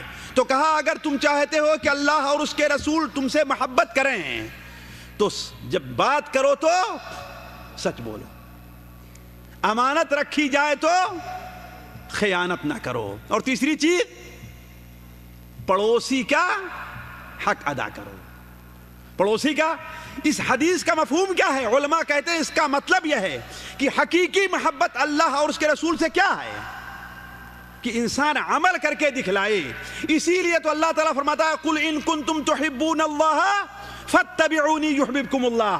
اگر تم یہ چاہتے ہو کہ اللہ تم سے محبت کرے تو تم میری اطاعت کرو، اللہ تم سے محبت کرنے لگے گا۔ تو کہنے کا مطلب یہ ہے کہ محبت کے بارے میں غلو کا ایک نتیجہ یہ بھی نکلا ہے کہ لوگ نبی کریم حقیقی جو محبت ہے اس سے دور ہو گئے ہیں۔ اور محبت کے اندر غلو کا ایک نقصان یہ ہے کہ لوگ یہاں تک آگے بڑھے کہ یہودیوں نے تو یہاں تک کہا کہ عزیر اللہ کے بیٹے ہیں، اور نصارہ نے کیا کہا؟ عیسیٰ علیہ السلام اللہ کے، اور مسلمانوں نے کیا کہا؟ مسلمانوں نے کیا کہا؟ مسلمانوں نے یہاں تک کہہ دیا کہ اللہ ہی محمد ہے کہ نہیں ہے؟ مسلمانوں نے کیا کہہ دیا کہ اللہ ہی، وہی جو مستوی عرش تھا خدا ہو کر اتر پڑا ہے۔ ایک بدبخت شاعر کہتا ہے میں مانتا ہوں اے عقل والو کہ ہمارے محمد خدا نہیں ہیں، لیکن کہتا سمجھ لو یہ بات کہ اچھی طریقے سے کہ محمد خدا سے جدا نہیں ہے، یعنی دونوں کیا ہیں؟ ایک ہی ہیں۔ اور اس کے لیے عجیب و غریب کہانیاں پیش کرتے ہیں۔ ایک صاحب آئے اور کہنے لگے کہ اے مولانا یہ بتائیے کہ حضرت جبرائیل علیہ السلام نے ایک بار اللہ کے رسول صلی اللہ علیہ وسلم سے سوال کیا کہ آپ نہیں، اللہ کے رسول نے حضرت جبرائیل سے سوال کیا کہ یہ بتائیے کہ یہ آپ جو وحی لے کر کے آتے ہیں آپ کو کہاں سے ملتی ہے؟ یہ وحی آپ کو کہاں سے ملتی ہے؟ تو حضرت جبرائیل نے کہا بھائی میں تو جانتا نہیں، البتہ پردے کی آڑ سے کوئی آدمی ہاتھ پھیلا کر مجھے کچھ دے دیتا اور میں لے کر کے چلا آتا ہوں۔ تو کہا کبھی آپ نے وہ پردہ اٹھا کر کے دیکھنے کی کوشش نہیں کی کون ہے؟ کہا کہ نہیں۔ تو کہا ذرا وہ بھی تو کوشش کی ہے کہ کون دیتا ہے آپ کو. تو کہا تھا جبرائیل دوسری بار گئے اور سوچے کہ ہاں بھائی ذرا دیکھیں تو کون ہے. پردہ ہٹایا, دیکھا اللہ کے رسول صلی اللہ علیہ وسلم وہاں پر بیٹھے ہوئے. تو حضرت جبرائیل نے کہا منک و الیک یا رسول اللہ, اے اللہ کے رسول سے آپ ہی سے لے کر کے آپ کو ہم دے رہے ہیں. نعوذ باللہ من ذالک. ہم نے کہا یہ ایسی حدیث ہے جو بلا صفا کی ہے, اس کا دنیا میں کوئی صفا نہیں ہوگا. اگر صفا ملے گا تو صوفیوں کے ہاں, واہیات لوگوں کے ہاں مل جائے گا, لیکن حدیث کی کتاب میں صفا. تو کہنے کا مطلب نبی کریم صلی اللہ علیہ وسلم کے بارے میں غلو کا نتیجہ یہ نکلا کہ بہت سے لوگوں نے تو یہ کہہ دیا کہ آپ بشر ہیں ہی نہیں. ہے کہ نہیں؟ کہتے ہیں نا. اگر ہم کہتے ہیں کہ اللہ کے رسول بشر, کہا کہ یہ وہابیوں کو دیکھو, ان بدبختوں کو اللہ کے رسول کو اپنے جیسا بشر مانتے. بھائی ہم یہ مانتے ہیں کہ اللہ تعالیٰ یہ فرماتا ہے. ساتھیو بتائیے, اللہ تعالیٰ فرماتا ہے قل انما انا بشر مثلکم. لیکن ہم جب کہتے ہیں کہ اللہ کے رسول ہماری جیسے بشر ہیں, تو اس کا مطلب یہ نہیں کہ ہمارا اور آپ کا مقام کس چیز میں, یعنی کھانے میں, پینے میں. جس طریقے سے ایک عام انسان پہلے ماں کے پیٹ میں نطفہ رہتا ہے, پھر بدلتے بدلتے ایک بچہ بن جاتا ہے, پھر باہر آتا ہے, چھوٹا بچہ رہتا ہے, جوان ہوتا ہے, بوڑھا ہو کر کے پھر اللہ کو پیارا ہو جاتا ہے.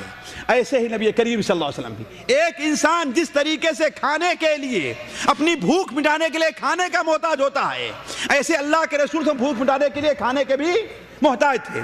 جس طریقے سے ایک انسان کو چوٹ لگتی ہے تو اس کے جسم سے خون نکلتا ہے, پانی نہیں بہتا, ایسے اللہ کے رسول سے ہم چوٹ لگتی تھی. جیسے کہ انسان کا کوئی محبوب آدمی اس دنیا سے چلا جاتا ہے تو اس کو تکلیف ہوتی ہے, ایسے اللہ کے رسول سے بھی تکلیف.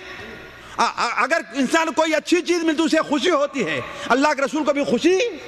یہ معنی ہے آپ کے ہمارے جیسے بشر ہونے کا. یہ معنی نہیں کہ ہم اللہ کے رسول صلی اللہ علیہ وسلم کو, بلکہ ساتھیوں ایک معمولی سی چیز ہے, ذرا غور کر لیں. آپ کا کلمہ کیا ہے؟ کلمہ شہادت کیا ہے؟ بتائیں مجھے. کلمہ شہادت کیا ہے؟ لا اشہدو, شہادت کر رہا ہوں بھائی, اشہدو اللہ الہ الا اللہ اور واشہد ان محمدا عبدہ ورسولہ. 3 جز ہیں ساتھیوں, 3 جز ہے نا. اور ہم گواہی دیتے ہیں کہ محمد صلی اللہ علیہ وسلم اللہ کے بندے اور اللہ کے, یہ 3 جز ہے نا. جو آدمی ان 3 جز کو نہیں مانتا اس کا کلمہ شہادت صحیح نہیں ہے.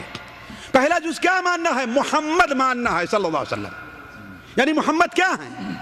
یعنی محمد ابن عبداللہ ابن عبد المطلب ابن ہاشم. ہاشم قریش سے تھے اور قریش حضرت اسماعیل کی اولاد سے تھے. حضرت اسماعیل کس کے بیٹے تھے؟ حضرت ابراہیم کے تھے. حضرت ابراہیم حضرت نوح کی ذریت سے تھے. حضرت نوح حضرت آدم علیہ السلام کی نسل سے تھے. اور آدم علیہ السلام کو اللہ تعالیٰ نے کس سے پیدا کیا تھا؟ نور سے. کس سے پیدا کیا تھا؟ مٹی سے پیدا کیا تھا. تو اللہ کے رسول کی پیدائش کس سے ہوئی؟ مٹی سے ہوئی کہ نور سے ہوئی؟ ذرا سوچیں آپ لوگ. آخر ماننا کہ واشہد ان محمدا عبدہ ورسولہ, ہم گواہی دیتے ہیں کہ محمد اللہ کے بندے اور اللہ کے رسول ہے.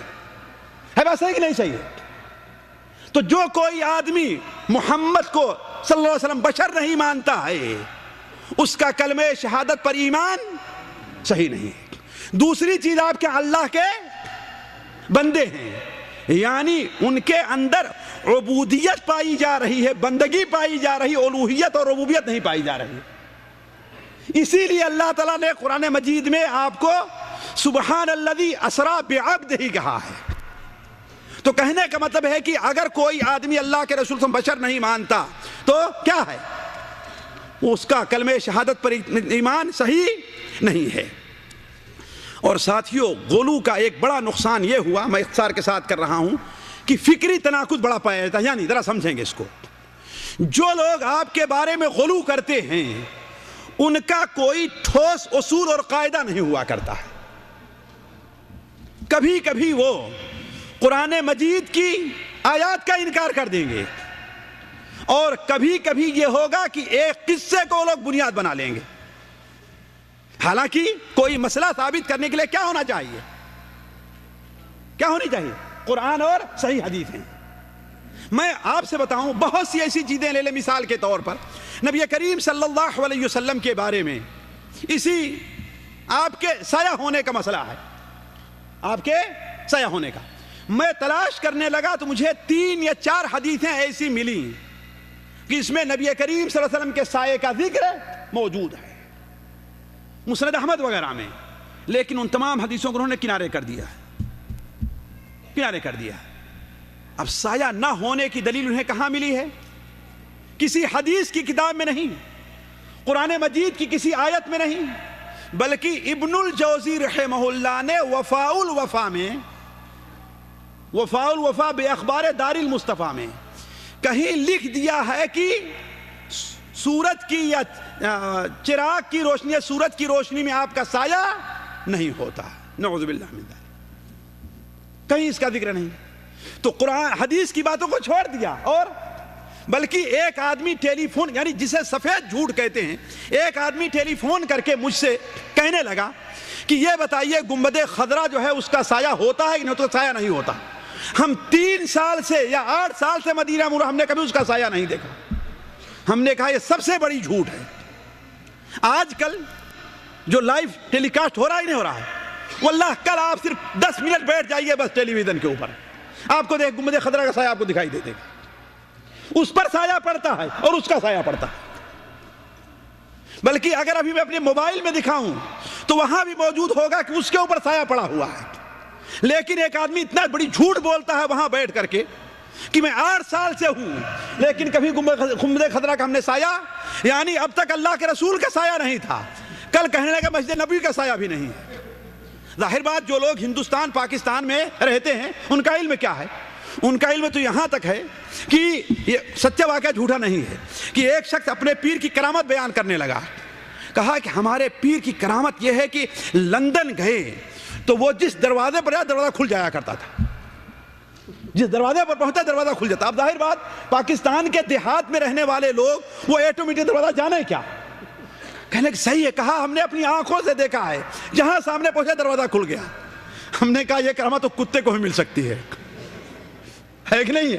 یہ کرامت تو لندن کے سارے لوگوں کو ملی ہوئی ہے، چاہے کافر ہیں یا مومن ہے۔ تمہارے پیر کی کیا خصوصیت ہے؟ تو کیا ہمارا مسلمان کیا جاہل ہے بیچارہ، ان پڑھ ہے، جاہل ہے، بالکل اندھا ہے، کچھ سوچتا نہیں ہے۔ تو بات یہاں سے نکلی تھی کہ جو لوگ اس بات کے قائل ہیں آپ غلو کے بارے میں، ان کے ہاں فکری تناقض ضرور پایا جائے گا۔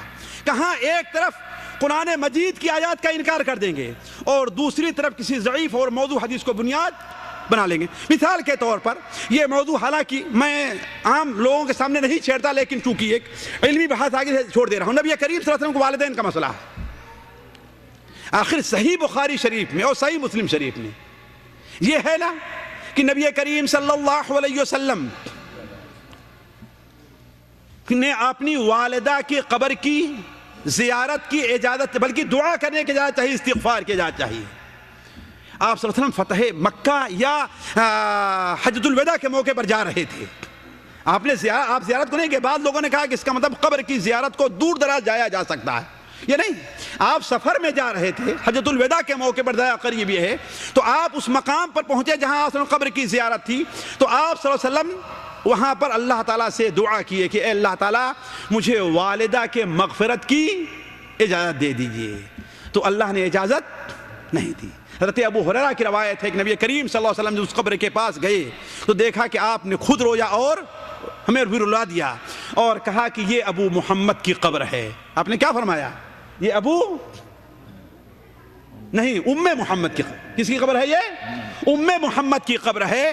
ہم نے اللہ تعالیٰ سے ان کی مغفرت کی اجازت چاہی تو اللہ نے مغفرت کی اجازت نہیں دی، اور زیارت کی اجازت چاہی تو اللہ تعالیٰ نے قبر کی زیارت لہا، تم قبر کی زیارت کرو، قبر تمہیں موت یاد دلاتی ہے۔ یہ حدیث بخاری شریف میں، لیکن بعد موضوع اور ضعیف اور یہ صرف عقل کا سہارا لے کر کے اللہ کے رسول صلی اللہ علیہ وسلم کی والدہ اور آپ کے والد جہنم میں جائیں، یہ کس عقل میں آنے والی بات؟ کیوں؟ اس لیے کہ یہ نہیں سوچے کہ اللہ تعالیٰ کے ہاں کسی کی رشتہ داری نہیں ہے، اللہ کے ہاں نسب نامہ، اللہ کے ہاں کیا چلتا ہے؟ یہ گھڑی محشر کی ہے، تو کیا ہے؟ محشر میں ہے، پیش کر ظالم اگر کوئی عمل دفتر میں ہے۔ خیر ساتھیو، میرا وقت ختم ہو رہا ہے لیکن جلدی سے میں 2-1 چیزیں اور دیکھیے۔ مجلس عمل کے میدان میں کوتاہی بھی آپ کے بارے میں غلو کا نتیجہ ہے. غلو اور جفا، جب بھی آپ کے بارے میں محبت میں کمی ہوگی یا زیادتی ہوگی تو عمل. اب لوگ کیا سمجھ لیے کہ آپ سے محبت کرو، درود بھیجتے رہو، اب عمل کرنے کی ضرورت ہے ہی نہیں. لہذا ایسے لوگ جو آپ سے محبت کے بارے میں غلو کرتے ہیں، دیکھیں عملی میدان میں سب سے زیادہ کوتاہ رہتے ہیں. اسی طریقے سے ضعیف اور موضوع حدیثوں کا انتشار بھی. محبت کتنی ضعیف. آج کون آدمی ہے جس کی زبان پر حدیث نہیں ہوگی کہ اگر آپ نہ ہوتے تو میں آسمان اور زمین کو پیدا نہ کرتا. اور وہ حدیث بخاری شریف کی نہیں یاد ہے کہ یاد کرو میں اللہ کا رسول ہوں، اس کے باوجود تم سے یہ بات کہہ رہا ہوں کہ کسی کو قیامت کے دن اس کا عمل نجات دینے والا نہیں ہے الا کہ اللہ کی رحمت شامل حال رہے. یہ کسی کو یاد نہیں ہے، لیکن یہ حدیث ضرور یاد ہے کہ اگر آپ نہ ہوتے تو اس قسم کی اور بھی بہت سی ضعیف حدیثیں ہیں جس کو ہم آپ کے سامنے نہیں رکھتے. لیکن آخر میں اپنی بات کو ختم کرتے ہوئے یہ بات کہتے ہیں کہ دیکھیے ساتھیوں، آخر اس کا علاج کیا ہے؟ تفصیل کے ساتھ نہیں، اختصار کے ساتھ. اس کا علاج کیا ہے؟ ہم کیسے علاج کریں آگے؟ ساتھیوں سب سے بڑا علاج یہ ہے کتاب اور سنت کی پیروی اور اس پر اعتماد کیا جائے. جس چیز کو قرآن میں حلال کیا گیا اس کو، جس چیز کو قرآن میں حرام اس کو، جہاں پر قرآن نے ایک حد رکھ دی ہے، حدیث نے ایک حد رکھ دی ہے، ہم اسی حد کے اوپر باقی رہیں، مسئلے کا حل ہو جائے گا.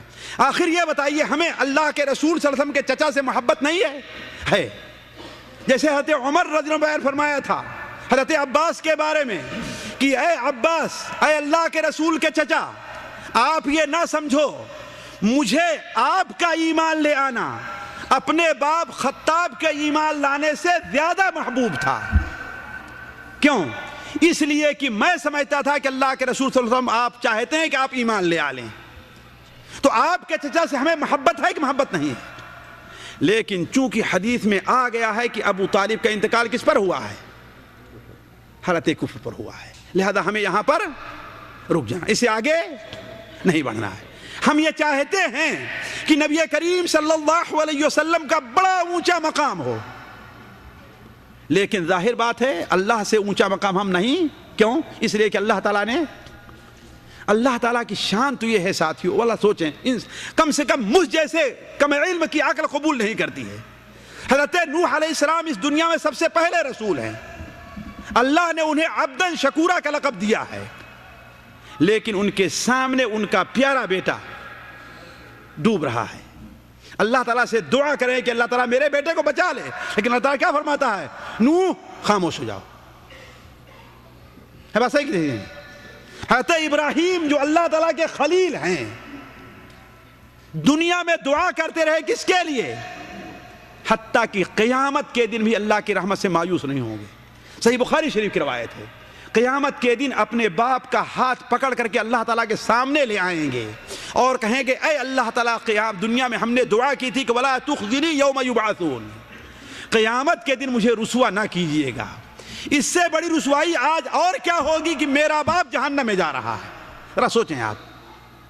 لیکن اللہ تعالیٰ کی جابریت دیکھیے، وہ کہتا ہے ابراہیم ہم نے جہنم کو کافر پر حرام کر دیا ہے. حضرت ابراہیم خلیل اللہ کی بات نہیں مان رہا ہے اللہ تعالیٰ. ذرا سوچیں آپ.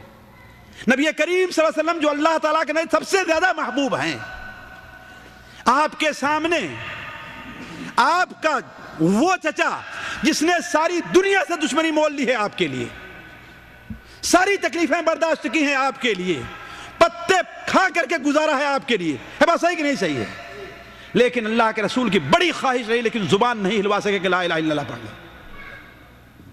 آخری آپ کی اولاد حضرت ابراہیم دودھ پیتے بچے ہیں، آپ کی گود میں ہیں، جان نکل رہی ہے، نبی کریم صلی اللہ علیہ وسلم کی آنکھوں سے آنسو جاری ہیں. لیکن کیوں؟ یہ جانے کہ جابر کون ہے اور مجبور کون ہے، جانے اس بات کو حقیقی مالک کون ہے اور مملوک کون ہے. یا مان لینا چاہیے کہ اللہ تعالیٰ کی مرضی میں کسی کو ذرہ برابر اختیار حاصل نہیں ہے. لیکن ہم نے کیا کیا ہے؟ ہم نے تو اللہ کے رسول ہی کو نہیں بلکہ ولیوں کو بھی اتنا اختیار دیا ہے کہ اگر اللہ کے حکم سے فرشتہ کسی کی روح قبض کر لیتا ہے تو ولی کیا کرتے ہیں؟ اس کو چھین لے آتے ہیں. ہے کہ نہیں؟ اللہ کے ساتھ اتنی بڑی بے ادبی ذرا دیکھیے، ہندوؤں نے شاید نہ کی ہو، نعوذ باللہ من ذلک۔ تو کہنے کا مطلب کتاب و سنت کی پیروی، اس پر اعتماد، اس کا علاوہ دوسری چیز اہل سنت والجماعت خصوصاً صحابہ کرام کا جو منہج رہا ہے اس کے اوپر انسان چلے، اس پر اعتماد کر لے، یہ مسائل کا حل ہو جائے گا۔ صحابہ کرام اللہ کے رسول سے محبت کرتے تھے کہ نہیں کرتے تھے؟ لیکن اللہ کے رسول صلی اللہ علیہ وسلم کے ساتھ کس طریقے سے عمل کیا ہے۔ مثال کے طور پر آج ہمارے یہاں اگر ہم کہہ دیں کہ اللہ کے رسول صلی اللہ علیہ وسلم سے یہ غلطی سرزد ہو گئی تو شاید گردن مار دی جائے گی، بلکہ قرآن مجید کے ترجمے میں غلطی کی گئی، لِيَغْفِرَ لَكَ اللَّهُ مَا تَقَدَّمَ مِن ذَنبِكَ وَمَا تَأَخَّرَ، تاکہ اللہ تعالیٰ آپ کی اگلی پچھلی لغزشوں کو بخش دے۔ یہ ترجمہ بدل دیا گیا تاکہ آپ کے طفیل میں اگلے پچھلے سارے لوگوں کی لغزشیں بخش دے اللہ، نعوذ باللہ، ہے کہ نہیں؟ لیکن میں دیکھ رہا تھا صرف ایک کتاب الدر المنثور اٹھایا تو مجھے 6 صحابہ کرام کا نام ملا ہے جن صحابہ کرام سے یہ مروی ہے کہ جب اللہ کے رسول صلی اللہ علیہ وسلم اس آیت کے نازل ہونے کے بعد اس قدر عبادت کرنے لگے کہ آپ کے پیر مبارک میں ورم آ گیا تو ان لوگوں نے کہا اے اللہ کے رسول صلی اللہ علیہ وسلم، اللہ نے تو آپ کے اجلے پچھلے گناہوں کو بخش دیا ہے، آپ اتنی عبادت میں مشقت کیوں اٹھاتے ہیں؟ تو آپ نے کیا کہا؟ کیا میں اللہ کا شکر گزار بندہ نہ بنوں؟ تو گویا کہنے صحابہ کرام کا جو منہج رہا ہے، جس لحاظ سے اللہ کے رسول کو سمجھا وہ سمجھنے کی کوشش کریں، مسائل کا حل ہو جائے گا۔ اور تیسری بات یہ ہے ساتھیوں، اور آخری بات، کہ دینی تعلیم کو لوگوں میں عام کریں۔ جہالت یہ سب سے بڑی بری بلا ہے، اور آج اسی کو بنیاد بنا کر کے لوگوں کے عقائد اور جذبات سے کھیلا جا رہا ہے، اس لیے کہ وہ یہ نہیں چاہتے کہ لوگ کتابیں پڑھیں، لہذا قرآن مجید ترجمہ نہیں پڑھنا چاہیے، وہاں مولویوں کو سمجھنے کی بات ہے۔ کتاب ترجمہ پڑھے گا قرآن مجید کا تو حالات صحیح ہوں گے نا، ہے کہ نہیں؟ حتیٰ کہ بہت سے لوگ تو یہ کہتے ہیں جب ہندوستان پاکستان آنے لگیں، دیکھو وہاں جو جعلیات بنا ہوا ہے اس میں تم لوگ نہ جانا ورنہ تمہارا عقیدہ خراب ہو جائے گا، ہے کہ نہیں؟ اور جو لوگ آتے ہیں ان کے اوپر ارے کھانا کھانے جاتے ہیں، مرغی توڑنے جاتے ہیں، ہے کہ نہیں؟ کھانا بند کر دو تو آئیں تو دیکھیں۔ اللہ کے بندے تم آؤ نہ کھاؤ، آؤ تو صحیح، تمہارے دل میں کھوٹ ہے، آنا نہیں چاہتے ہو تو لوگوں پر الزام لگا رہے ہو۔ تو کہنے کا مطلب یہ ہے کہ قرآن اور سنت کی تعلیم کو جب عام کیا جائے، یہ اس کا علاج ہے کہ اللہ کے رسول کے بارے میں بدعات اور خرافات کے لوگ شکار نہ ہوں گے۔ ساتھیوں، یہ چند باتیں تھیں جو آپ کے سامنے نبی کریم صلی اللہ علیہ وسلم سے محبت میں غلو اور اس کے نقصانات سے متعلق آپ کے سامنے رکھی گئیں۔